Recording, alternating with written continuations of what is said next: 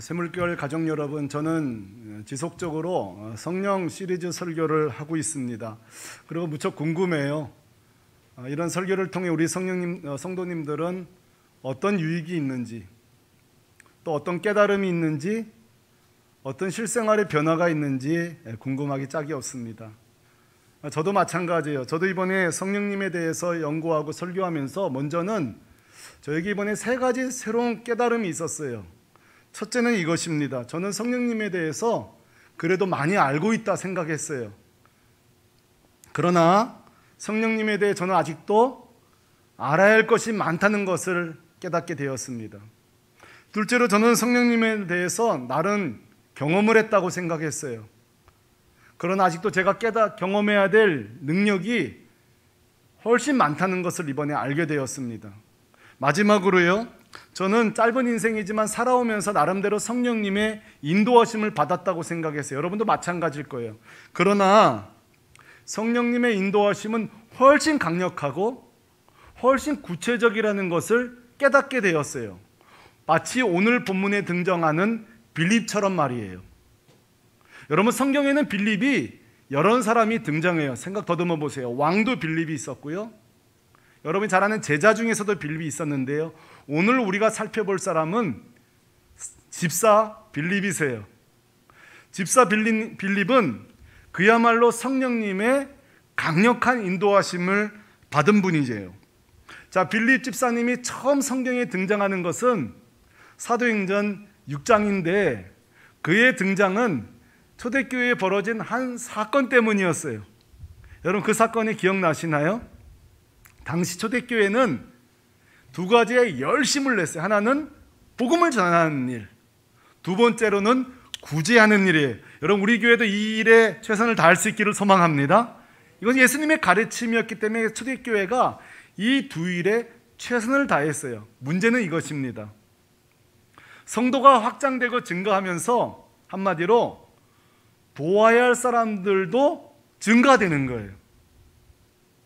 그러다 보니까 사도들이 원래 원기능인 복음을 전하고 가르치는 일들보다 구제하는 일이 더 바빠지게 된 거예요. 그러다 보니까 어느 순간에는 이도 저도 아닌 게 되는 거예요. 복음도 전하기도 어렵고, 그렇다고 오늘 말씀 보니까 구제하는 대상도 자꾸 빠지는 바람에 원망을 듣게 된 거죠.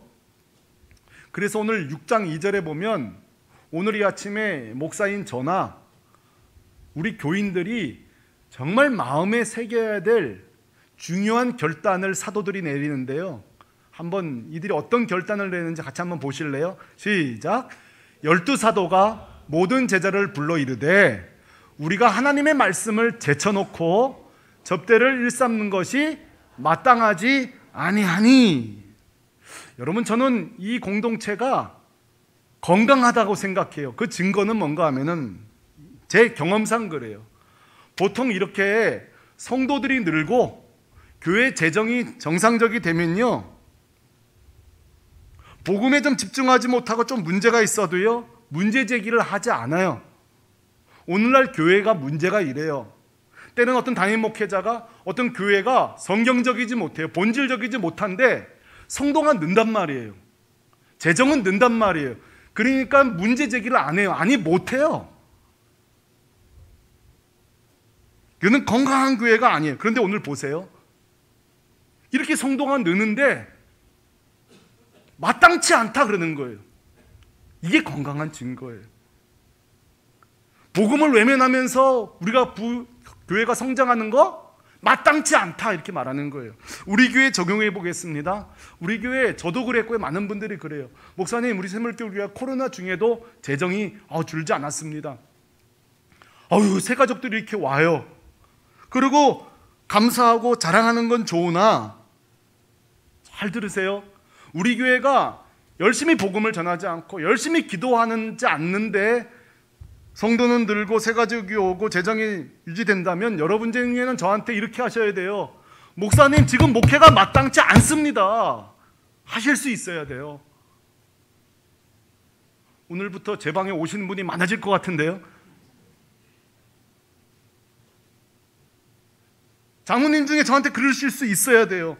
목사님, 지금 우리가 지금 복음을 너무 소홀히 하고 있어요. 우리 교회가 지금 성도 는다고 착각하시면 안 돼요. 목사님, 기도가 너무 약화되고 있어요. 목사님, 마땅치 않아요. 이런 장로님들이 나오셔야 되는 거예요. 여러분, 이걸 말씀을 개인에게 적용해 볼게요. 요즘 코로나 중에도 사업이 잘 돼요. 우리 자녀들도 공부 잘해요. 근데 영적으로는 무뎌져요. 1대1과 주님 관계도 안 돼요. 그렇다면 부부 중에 한 사람이 말해야 돼요. 여보, 우리 집 마땅치 않다. 지금 우리 가정 마땅치 않다, 여보. 근데 거의 안 될걸요. 잘 안 될 거예요. 왜? 표피적으로는 부흥되고 있으니까. 표피적으로는 잘 되고 있으니. 근데 오늘 사도들 보세요. 복음이 약화되는 것을 감지한 거예요. 이게 건강한 증거예요. 우리 새물교회가 그런 건강한 교회 되기를 바랍니다. 제가 부흥되는 용어를 쓰지 않았어요. 이게 건강한 교회예요. 그래서 어떨 때는요, 10,000명이 모여도 건강치 않을 수 있어요. 그러나 100명이 모여도 건강할 수 있어요.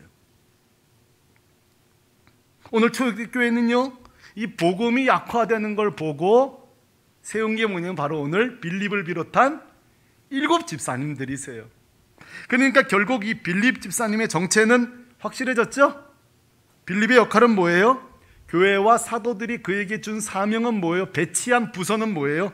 오늘날로 말하면 우리 교회 구제부, 양육위원회에 있는 구제부예요.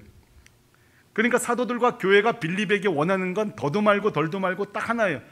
빌립 집사님, 뭐 다 잘할 필요 없어. 좋은 구제부원 되셔요. 잘 구제하세요. 이게 바로 교회와 사도들의 결정이었어요. 자, 그러나 이제 지금부터 저는 적어도 제가 지나칠 수 없는 부분을 여러분에게 본격적으로 설명하려고 해요. 그것은 이거예요. 교회와 사도들은 빌립을 구제부원으로 임명을 하고 구제부의 사역을 잘 부탁했어요. 근데 제가 깜짝 놀란 건 이거예요. 성령님은 빌립 집사님에 대해서 훨씬 큰 계획을 갖고 있었다는 사실이에요. 성령님은요, 교회의 결정을 넘어서는 빌립 집사님에 대한 인도하심이 있었어요. 강력한 그리고 섬세한 인도하심이 있었다고요. 그렇게 교회에 가둬놓고 주님은 일하기 원치 않으셨다는 사실이에요. 그 증거를 차곡차곡 봅시다. 여러분을 8장 26절로 제가 이끌어 가겠습니다. 자, 26절 한번 빌립의 장소, 빌립이 하고 있는 업무를 한번 보실래요? 26절 시작. 주의 사자가 빌립에게 말하여 이르되 일어나서 남쪽으로 향하여 예루살렘에서 가사로 내려가는 길까지 가라 하니 그 길은 광야라. 여러분, 오늘 말씀은 빌립은요 지금 교회 안에 있질 않아요. 지금 빌립은 주의 사자가 명령하여서 계속 장소를 이동하고 있어요. 자, 주의 사자라고 추상적으로 되어 있는데 이분의 정체를 우리는 알 수 있는 게 29절이네요. 그분은 바로 성령님이셨어요. 29절 보니까 성령이 빌립더러 이르되 이 술에 가까이 나가라 하시거늘. 자, 성령님은 빌립을 세상에 가야 할 하루 스케줄을 인도하고 계세요. 하루 일정을 계획하고 계신다고요. 여러분, 제가 자꾸 반복적으로 말씀해도 오늘만 용서하시기 바랍니다. 원래 교회와 사도는 빌립 집사에 요구한 것은 그를 배치한 부서는 구제부예요. 업무는 구제 명단을 작성하는 거예요. 유다인, 헬라인 중에 누가 빠진 사람 없나? 우유 못 드린 가정 없나? 쌀 못 드린 가정 없나? 그런 구제비를 지출하는 행정직이었어요. 그러나 오늘 이 성령님의 인도하심을 보세요. 그를 교회 내부형으로 묶어두지 않으셨어요. 가야 할 장소를 알려주셨어요. 27절 만나야 될 사람도 인도해 주셨어요. 가보니 황당하지 않아요? 광야거든요. 가보니까 여기를 나를 왜 가라 하시나? 가보니 예루살렘에 예배드리러 왔던 에디오피아 관리가 거기서 이사야 말씀을 읽고 있는 거예요. 성령님이 하신 일은 정체가 드러나긴, 바로 이 꼭 복음이 필요한 사람, 이 예수가 필요한 사람이 있었던 거예요. 여기까지는 빌립은 알 수 없어요. 성령님의 인도하심을 알 수 없어요. 우리가 여기서 알 수 있는 게 있어요. 여러분, 성령님의 인도하심을, 주님의 뜻을 단번에 알아채려는 것도 교만입니다. 기도할 때 너무 응답이 빨리 오려는 거 욕심입니다. 조급함이에요. 주님의 뜻은 서서히 펼쳐집니다. 그러므로 성질 급하면 신앙생활이 힘들어요. 꼬라지 부리면 믿음 안 자란다고요. 빌립도 모든 플랜을 다 펼쳐보고 이렇게 되고 오후에는 이렇게 돼 있어. 성령님이 비선호 노릇한 거 아니에요. 성령님은 주도권을 가지고 한 걸음 한 걸음 나갈 때 빌립 집사는 순종이 나갔어요. 가보니 거기에 성령의 계획대로 예수가 필요한 사람, 믿음이 필요한 사람이 있던 거지요. 결국 여러분, 성령님의 강력한 인도하심 우린 다 구합니다. 우리 기도하는 성도님들마다, 목사님들마다 맨날 그래요. 성령의 인도하심을 주옵소서, 성령의 강력한 인도를 주옵소서 말하는데요, 너무 묻고 싶어요. 성령의 인도하심, 우리가 그렇게 원하는 성령의 인도하심 궁극적인 목표는 무엇일까요? 이유는 무엇일까요? 오늘 말씀에 의하면 35절 이것입니다. 시작. 빌립이 입을 열어 시작하여 예수를 가르쳐 복음을 전하니. 성령의 목적은 가사가 아니에요. 성령의 목적은 그 광야가 아니에요. 성령의 목적은 누구를 만나느냐 특정인도 아니에요. 성령의 목적은 누구든지 간에 예수를 증거하는 거였어요. 복음을 증거하는 거였어요. 여러분, 오늘 성령님은 누구십니까? 복음을 위해 한 개인의 하루 일정을 인도해 주고 계세요. 여러분, 이런 은혜 있길 바랍니다. 복음을 위해서 만날 사람을 인도해 주고 계세요. 하루아침에 눈 떴을 때에 이 빌립 말씀이 떠올라서 여러분 아침에 출근할 때마다 주님, 오늘도 나에게 만나야 될 사람을 주님 붙여주신 줄 알고 만나겠습니다. 이런 여러분 도전이 있기를 소망합니다. 그리고 할 일은 뭐예요? 복음을 전하는 거예요. 저는 이 성령 시리즈 설교하는 내내 계속 외치고 있어요. 성령님은 예수의 영입니다. 성령님은 복음의 영이에요. 어떤 분은 그러실지 몰라요. 목사님, 그거 빌립에게 임한 단회적인 사건 아닙니까? 그것은 뒤에 본문을 몰라서 하시는 일이에요. 단순히 하루 스페셜 데이가 아니에요. 39절을 보면요, 진짜 만화 같은 일이 벌어집니다. 만화와 같다고 말씀드린 이유가 있어요. 읽어보실래요? 시작. 둘이 물에서 올라올새 주의 영이 빌립을 이끌어야 한지라. 그 관리에게 세례를 준 거예요. 예수 이름으로. 그리고 그 애가 올라왔을 때에 이 관리인은 아마 빌립에게 막 살해하고 싶었을 거예요. 빌립에게 영광을 올리고 싶었을지도 몰라요. 그러나 보세요. 주의 성령은요, 급하세요. 여기 보면 주의 영이 빌립을 어떻게 했다고요? 이끌어간지라 그랬는데, 여러분, 이끌어가다는 뜻이요, 무슨 뜻인가 하면 잡아채가다는 뜻이에요. 이게 참 해석이 어려운 부분이네. 왜냐하면 순간이동 같은 거예요. 이게 만화 같은 일이 벌어지는 거예요. 구역에 이런 일이 벌어지는, 에스겔을, 엘리야를 성령께서 순간이동시켜서 딴 데로 데려가는 경우가 있어요. 여러분, 어디 멀리 갈 때 이런 걸 또 사모하지 않기를 바랍니다. 성령님은 그를 순간이동시켰어요. 여러분, 어떤 이벤트나 쇼가 아니에요. 이렇게 순간이동시키는 이유도 있었더라고요. 그 뒤 40절입니다. 성령은 급하셨던 것 같아요. 40절 시작. 빌립은 아소도에 나타나 여러 성을 지나 다니며 복음을 전하고 가이사랴에 이르니라. 지금처럼 차가 있던 시절이 아니에요. 헬기나 비행기가 있던 시절이 아니에요. 그러니 성령께서는요, 기동성을 발휘해서 아마 잡아채서 순간이동을 시켰는지도 모르겠어요. 제가 재미있는 지도 하나 보여드릴게요. 저것이 바로 빌립의 전도 일정이에요. 여정이에요. 예루살렘 교회에서요, 쭉 아래로, 밑으로, 왼쪽으로 올라가는데 저 거리가요, 여러분 성지순례 가시면 꽤 며칠 가야 될 거리입니다. 걸어서 간다면. 차로 가면 뭐 하루면 끝나죠. 지금 빌립은 교회에 머물러 있지 않았어요. 하루하루 성령님의 인도하심 따라 어디까지 가냐면 사마리아를 지나 윗동네까지 가는데요. 잘 들어보세요. 기억나세요?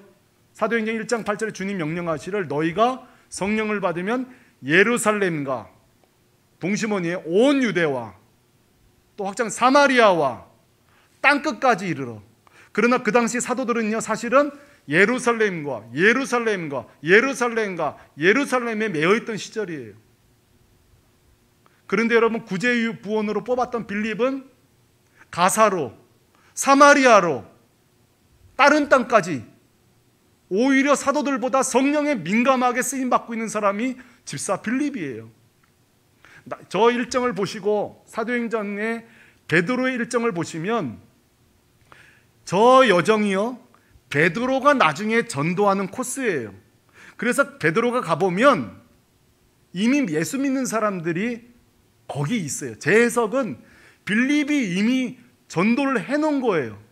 나중에 천국 가면 베드로가 저한테 그럴 줄 몰라요. 그때 6월 13일 설교 대단히 내가 섭섭했다고. 그 빌립이 다 전도한 거 아니고 나도 내 몫이 있는데 어떻게 그렇게 설교할 수 있냐. 그럼 뭐 사과하면 되는 거죠. 뭐. 아, 그랬냐. 아, 그럼 자세히 좀 써놓던가. 빌립이 먼저 전도했으니까 난 또 그렇게 봤지. 너무 속상해하지 말고. 근데 왜 천국에서 화내냐고. 네, 이렇게 얘기할 수는 있겠습니다만, 여러분, 이건 제가 픽션이 아니에요. 실제 이 지도를 보면 베드로는 사실 뒷북치는 거예요. 빌립이 오히려 그 사도들보다 앞서가면서 성령에 민감하게 실제 예수님의 요청을 수행한 사람은 빌립이에요. 이거 아무도 저한테 시비 걸 수 없어요. 성도 여러분, 저는 오늘 말씀을 통해 우리가 생각할 게 참 많다고 생각해요. 개인이든 교회든. 제가 한번 설명해 나가겠습니다. 자, 성령님은 누구신가? 성령님은요, 제 해석은 그렇습니다. 제도 속에서 일하지만 제도를 넘어 가슴으로 일하시는 분이 성령님입니다. 교회와 사도들의 한계를 넘어서는 분이 성령님이에요. 이 말을 오늘 우리에게 적용한다면 성령님은 이정철 목사에게 매이지 않을 거예요. 항상 저에게 그럴 거예요. 너는 내가 일하기엔 너무 좁아. 늘 그렇게 말할지 모르겠어요. 우리 새물교회를 향해 성령님은 그렇게 말할지 모르겠어요. 이 교회가 내 뜻을 다 펼치기에는 아직까지 너희는 너무 편협해.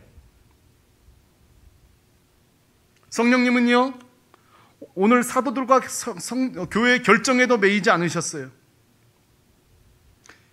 성령은 가슴으로 일하는 자를 찾고 계세요.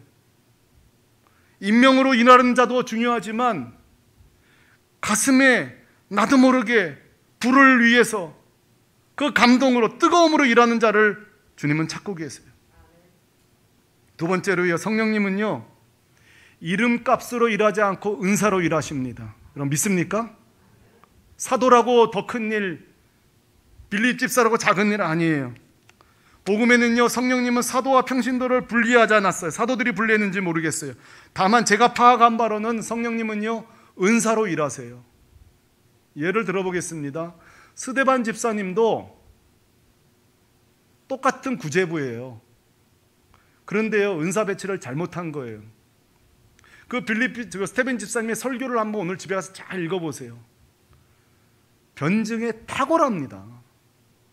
변증이라는 것은 반대 의견을 내는, 복음의 반대 의견인 것에 대해서 방어하고 다시 재진술하는 게 변증이에요.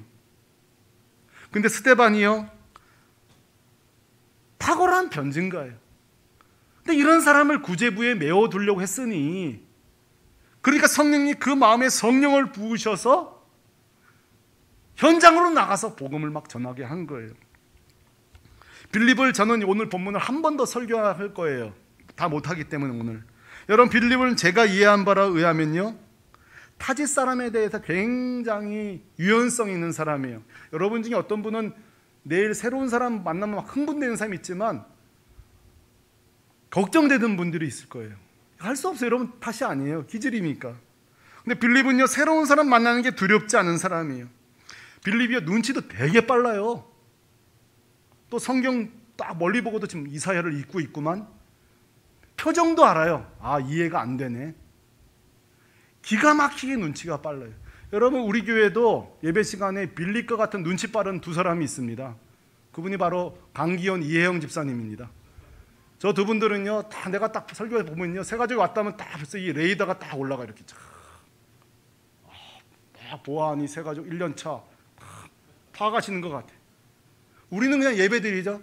저분들은 또 새 가족의 그 마음에 관심이 있는 거예요. 불편함이 없는 거예요. 새로운 사람에 대해서.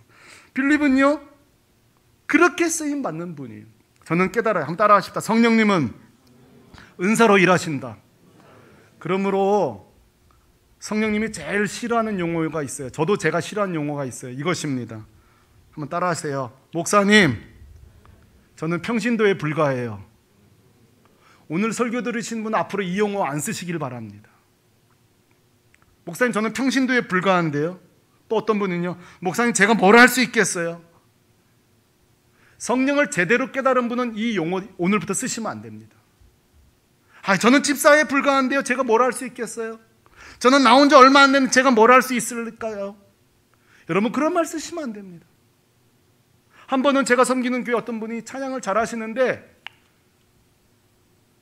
그 은사를 사용하지 않으세요. 제가 이게 정중하게 제안했어요. 이렇게 하시라고 하니까, 목사님, 그런 말씀 하시지 말고, 나는 그런 거 못한다고. 그래서 제가 이랬어요. 그러면 왜 이렇게 성령님이 집사님에게 그런 은사를 많이 주셨을까요? 안 써먹을 건데 이런 걸 주실 리가 없다고. 그러니까 이 말이, 목사가 하는 말이 맞는 것 같기도 하고, 제가 또 미혹의 영이 대단하잖아요, 이게 또. 여러분, 너무 안타까운 거예요. 제 생각은 그래요. 여러분, 생각해 보세요. 안 써먹으려고 하는 성령님께서 그런 은사를 이렇게 많이 주셨을까요? 그렇지 않죠. 나는 평신도에 불과한데요. 그 용어 성령님이 좋아하지 않습니다. 성경적으로도 증명합니다. 여러분, 성경에 보면은 주님께 쓰임받았던 농사꾼들이 여러 사람 나옵니다. 기드온도 포도 농사꾼이었고요. 또 하나가 아모스입니다. 아모스는 뽕나무 농사꾼이었어요. 적용해 보겠습니다. 아모스가 하나님을 향하여, 하나님, 저는 뽕나무 나무꾼에 불과해요. 그랬다면 그 능력의 회복의 말씀 아모스서는 기록되지 않았을 것입니다. 여러분, 윌리엄 캐리는 인도 선교의 아버지입니다. 그러나 윌리엄 캐리가 하나님 앞에 나가서, 하나님, 저는 구두 수성공에 불과해요. 그랬다면 여러분, 인도 선교는 없었을 것입니다. 제가 아는 이 중년의 재미교포 사모님이 계세요. 여러분, 노래는 조수미, 신영옥 씨가 잘할지 몰라도 저에게는요, 지금까지 이 사모님만큼 노래를 잘하는 분은 저는 만나본 적이 없어요. 몇 년 전에 제가 그분 음악회를 참석했습니다. 그분의 노래를 두 곡 부르고 간증을 하기 시작해요. 자기는 미국에서 조그마한 교회를 오선도선 재미나게 목회하는 젊은 목회자 부부였다는 거예요. 아이들 두 키우면서. 그런데 이제 쇼핑몰에서 쇼핑을 하고 카트를 끌고 나오고, 아이들이 어리니까 둘이 아이를 태워 나오는데 차 문을 여는 순간에 그 아이와 사모님이 보는 앞에서 남편 목사님이 총에 맞아, 갱단에게 총에 맞아 그 자리에서 즉사했어요. 그리고 사모님은 몇 년의 우울증으로 고생을 했어요. 헤어나올 수 없었는데요, 어느 날 성령이 그 안에서 이렇게 말씀하시더래요. 나를 위해 찬양하라고. 나를 위해 찬양하라고. 근데 그 말을 듣는 순간 어린 떡 진짜 생각이 나다. 어릴 때 노래를 그렇게 하고 싶었던 적이 있었거든요. 근데 재밌죠? 그렇게 말씀드렸다는 거예요, 주님께. 주님, 너무한 거 아니야? 지금 내 꼴이 나 하나도 못 살리고 있는데 내가 주님을 위해 찬양하라고요? 둘째, 나는 찬양을 잘 못합니다, 주님 그랬대요. 근데 성령이 그러시더래요. 내가 언제 노래 잘하라 그랬냐? 성령 복음을 위해 사용하라 그랬지? 내가 언제 너보고 잘하라 그랬냐? 노래를? 연주를 잘하라 그랬냐? 복음을 위해 사용하라고 했지? 그러고 나서 나이 40이 넘어서 그 나이에 성악을 공부하기 시작한 거예요. 그리고 연주회를 하는데 보세요. 남편을 잃은 사모님들이 큰 위로를 받는 거예요. 은혜를 받는 거예요. 여러분, 목회자가 사망하고 사모들이 얼마나 어렵게 살아갑니까? 그분들을 위한 홀 사모님 음악회를 열어서 나온 재정을 그들을 위해 돕고, 이분이 전 세계를 다니면서 음악을 하는데 노래는 아까 말씀드린 처럼 대단한 음악가는 아닐지 몰라도 그 음악에 성령의 역사가 있는 거예요. 성령의 능력이 있는 거예요. 제가 그때 깨달은 거 있어요. 성령님은 노래 이상의 노래를 하게 하시는구나. 여러분 가운데 예체능 가운데 있습니까? 성령이 사용되면요, 내가 하는 것 이상의 일을 하게 하십니다. 잘하게 하는 게 아니라 누군가를 살리는 생명으로 일하게 하신다고요. 여러분, 우리 주변에는요, 잘하는 분이 아니라 복음을 위해 살아가는 분들이 많습니다. 여러분, 제가 아는 분은 이 농사를 짓는 한 노부부가 있어요. 제가 별명을 한번 붙였어요. 아낌없이 주는 부부라고. 이분들 농사를 짓니다. 그리고 뭐 자녀도 주고 이웃도 주는데요. 지난번에도 제가 막 방문할 있었는데, 제가 볼 땐 그래요. 그렇게 다 주고 나면 뭐 쓸 수 있을까? 그런데 저한테 그 아내분이 그래요. 목사님, 이거 다 논아 먹으려고 농사 짓는데요. 그리고 뒷집에 지금 전도하기 위해서 이거 나눠줘야 된다는 거예요.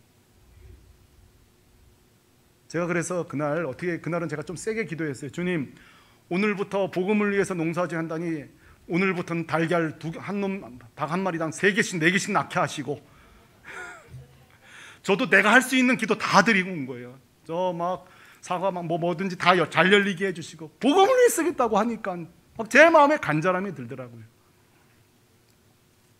그럼 이게 뭐예요? 농사 이상의 농사를 짓게 하시는 거예요. 의술 이상의 의술을 하게 하시는 거예요, 성령이. 제가 아는 선교사 부부 중에 90세가 넘으신 분이 있어요. 남편 돌아가시고 혼자 사세요. 근데 그 90 넘으신 선교사 사모님 뭐 하는지 아세요? 지금도 뜨개질을 하세요.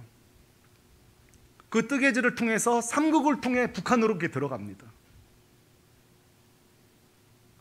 근데 몸이 안 좋으니까 오래 못 하는데, 세상에 그 옆에 바구니에 목도리를 그렇게 다 해놓은 거예요. 그리고 그게 북한으로 들어간다는 거죠. 사랑하는 성도 여러분, 저는 오늘 이 아침에 도전하고 싶습니다. 여러분, 성령 안에서 저는 평신도에 불과한데요. 아니요. 여러분, 얼마든지 성령 안에 가슴으로 일하게 될 줄로 믿습니다. 목사님, 저는요, 나이가 벌써 60, 70인데 천만에요. 성령님께서 가슴을 움직이는 대로 사시기를 바랍니다. 오히려 교회에서 은퇴하고 교회에서 이제 임명직이 없으면 임명직이 아니라 가슴으로 일하십시오. 성령이 이끄신 대로 하루 일정을 짜십시오. 그게 더 행복한 삶 아닐까요? 혹시 여러분 중에 저에게, 목사님, 오늘 설교 듣고 제가 용기를 내서 제 은사는 이런 것인 저런 것입니다, 제가 말한다면 위원회도 만들어 드리겠습니다. 없는 사역도 만들어 드리겠습니다. 목사님, 저는 이런 은사가 있는데 아직 두렵습니다. 용기 드립니다. 저는 매주 여기 올라오는 게 두렵다니까요.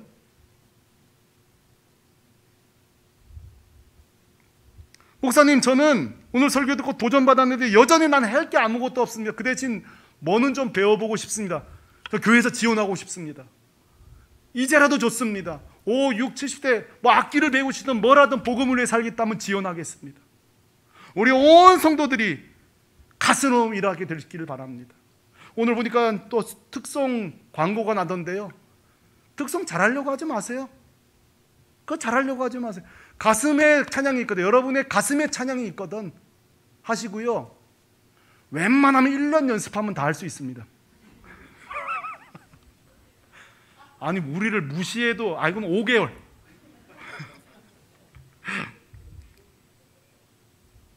우리 샘물결교회 제도로 일하고 임명으로 일하고 다 좋습니다만 가슴으로 일하는 일꾼들이 나오게 되기를 소망합니다. 그러나 주의사항 하나 드리겠습니다. 이건 안 됩니다. 좀 주의해 주세요. 여러분, 한때 그 송기철 장로님 책이 굉장히 유행했습니다. 성령의 강력한 인도하심을 받는 책을 저도 읽었고 도전을 받았는데요. 이거는 조금 안 됩니다. 거기 보면 이런 내용이 나와요. 주님, 내가 양치질을 할까요 말까요? 뭐 이런 내용도 나와요. 손자 분유를 먹일까요 말까요? 성령님께 구합니다. 얼마나 먹일까요 말까요? 그걸 기도해 알려주신다는 거예요. 손자 기저귀를 갈까요 말까요? 알려주신다는 거예요. 생각해봤어요. 그 책을 읽다가 그럴 수도 있을까? 근데 제 경험을 말씀드릴게요. 아기는 몸무게 곱하기 150cc 해서 먹이면 됩니다. 1개월부터 4개월까지는 2시간, 4시간 간격으로 먹이시면 되고요. 7개월 이상부터는 5회 이상 먹이시면 됩니다. 대한아동성장협회에서 알려드립니다. 제가 지금 뭘 말씀드리려는 거예요? 기저귀 축축하고 냄새나면 갈아주면 되는 거예요. 제가 말씀드린 것은 성령의 능력을 안 믿게 것. 때로는 그 책에는 성령님을 너무 우리 삶의 보조원이나 비서로 이렇게 묘사하는 게 너무 많아요. 그러나 그럴 수는 있으나 잊지 마십시오. 성령님의 원기능은 예수 그리스도를 증거하는 일입니다. 복음을 증거하는 것입니다. 그리고 능동적으로 우리에게 지혜를 주셨습니다. 우리에게 사고할 수 있게 하셨습니다. 하나님의 지혜의 체계로 만든 병원과 협력하게 하십니다. 의사들에게 의술을 주시고 우리의 중보기도를 통하여 환자를 살리십니다. 이것이 성령님이 하시는 일이에요. 성경에는 수많은 직분이 나옵니다. 장로, 권사, 집사, 안수 집사. 그러나 제가 제일 좋아하는 단어가 있습니다. 그것은 바로 집사입니다. 제가 목사여도 저는 집사가 좋습니다. 왜? 그 뜻 때문에 그렇습니다. 집사란 단어, 디아코노스란 단어, 목사란 단어보다 훨씬 아름다운 언어예요. 왜요? 이 의미, 주인의 시종을 드는 사람이 집사란 단어예요. 이거보다 아름다운 단어가 있습니까? 설교하는 목사, 아무것도 아니에요. 진짜 성령님의 민감한 단어는 딱 저거 하나예요. 예수님의 시종을 드는 사람. 오늘 하루 일과, 오늘 오후 일과, 오늘 모든 삶 속에서 주님의 시종을 드는 사람. 그게 바로 성령의 사람이고 그것이 사명자입니다. 우리 샘물교회는 성령의 민감하심에 따라 하루하루 주님, 나는 이거밖에 못해. 남과 비교하면서 나는 이게 부족해요. 난 이게 모자라요. 천만에 여러분이 잘해서 쓰시고 못해서 안 쓰시는 게 아니에요. 은사 주셨으면 찾아가실 것입니다. 반드시 쓰실 것입니다. 가스름이 일하는 여러분 되시고요. 날마다 매일 아침 일어나면 따라하십시다. 주님, 내가 여기 있나이다. 마음껏 쓰십시오. 한 번 더요. 주님, 내가 여기 있나이다. 나를 사용하소서. 그렇게 성령 안에서 민감하게 강력하게 사용되는 돌아온 한 주 되기를 주 예수 그리스도의 이름으로 축원합니다. 다가 자리에서 일어나겠습니다. 방금 마지막으로 함께 외쳤던 용어, 주님, 내가 여기 있나이다. 나를 보내소서. 나를 사용하소서. 가진 것 모두 다 주님께 드리겠으니 주님 매일매일 나를 사용해 주십시오. 자, 오늘 이 찬양하는 가운데 성령께서 여러분 마음에 가슴에 뜨거움과 사명과 부르심을 주시기 원하고, 난 평신도에 불과한데요, 다 나사렛 예수 이름으로 떨쳐버리고 결단할 수 있기를 바랍니다. 이 찬양 우리 감격하면서 같이 부르도록 하겠습니다.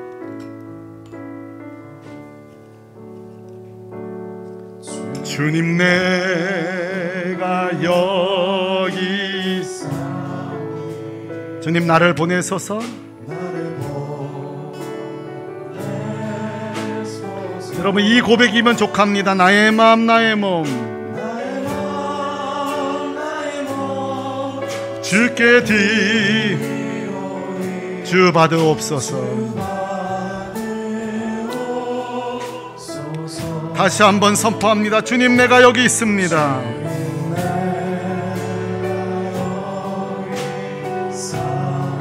나를 써주소서. 주님은 얼마든지 우리의 것을 쓰실 것입니다. 가진 것 모두 다 주께 드리오니 주 받으. 주님, 내 전생애를, 내 삶을 사용하여 주옵소서. 우리 오른손 들고 찬양하십시다. 할렐루야. 주여, 나를 사용하여 없소서. 내 모든 것을 사용하여 없소서. 할렐루야.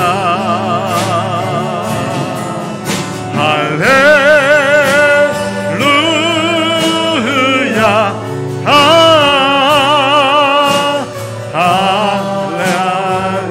더 큰 목소리로 할렐루야. 할렐루야.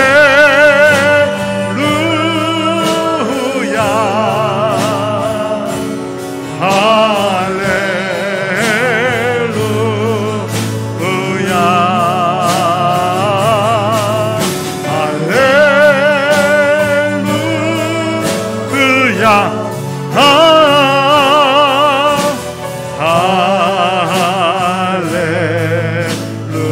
사랑하는 성도 여러분, 제가 좀 도전하면서 기도 부탁할 텐데요, 주님이 이렇게 말씀하지 않을까요? 새물교회를 향해서 내 뜻을 뜻이 들어갈 틈이 없구나. 우리를 향하여 그러지 않을까요? 우리의 일상을 보면서 너는 하루 일과 중에 내가 껴들 틈이 없구나. 혹시 그러지 않으실까요? 이 시간에 한번 기도할 때에 성령님은 제도 위에 계십니다. 성령님 우리 일정 위에 계십니다. 하나님, 나를 좀 능동적으로 사용해 주십시오. 우리 교회를 민감하게 사용하여 주십시오. 우리가 정한 룰이나 규칙도 성령의 역사겠지만 그 이상을 제한하지 않게 하시고 성령이 원하신 대로 이 교회와 나 자신을 사용하여 주옵소서. 한번 회개하고 결단하며 기도하시면 기도하겠습니다. 할렐루야. 걸어가신 아버지.